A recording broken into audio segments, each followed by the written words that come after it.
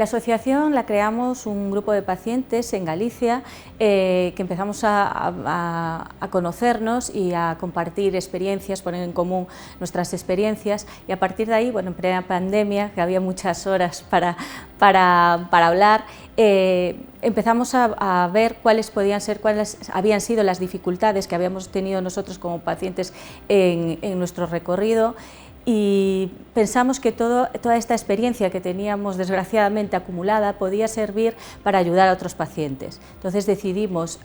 hacer una asociación, en principio en el área de Galicia, porque no había un centro de referencia, un CESUR para sarcomas en toda la zona noroeste. Poco a poco se nos empezaron a unir pacientes de toda España y a partir de sus experiencias vimos que había muchas cosas en común, que hay incluso pacientes que tenían cerca un centro de referencia en sus comunidades autónomas, no siempre eran derivados, costaba también que llegasen a estos centros, y a partir de ahí pues, fue cuando empezamos a preparar pues, un poco toda esta reivindicación para que las derivaciones fuesen en un futuro mandatorias.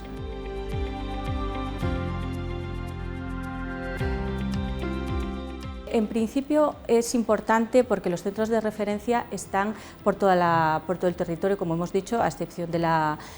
la zona noroeste. Entonces, nosotros tenemos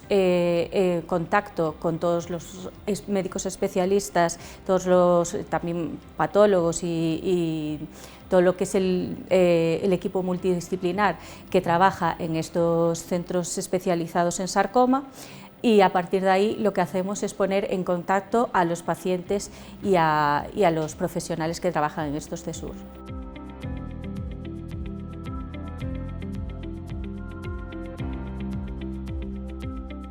Es muy importante el estudio que hemos hecho de investigación sobre cuáles son las dificultades que se encuentra y cuál es la experiencia del paciente,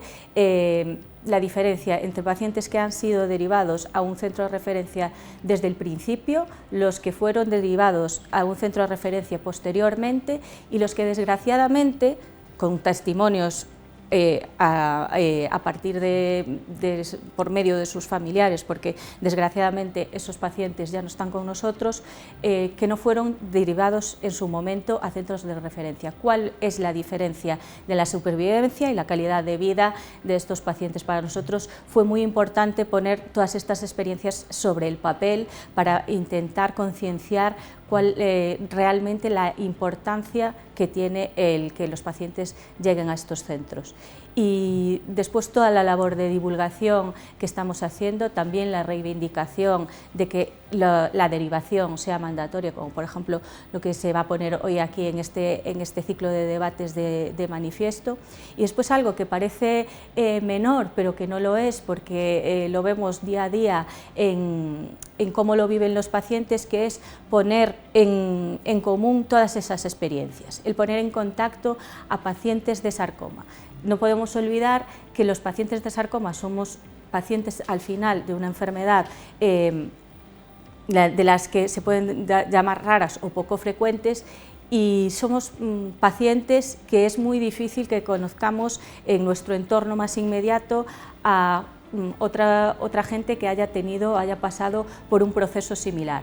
Entonces, cuando a través de la asociación ponemos en común todas nuestras experiencias en los grupos de pacientes que tenemos, vemos que la gente se libera muchísimo, pudiendo pues hablar de tú a tú con pacientes, con familiares que han pasado por una situación similar.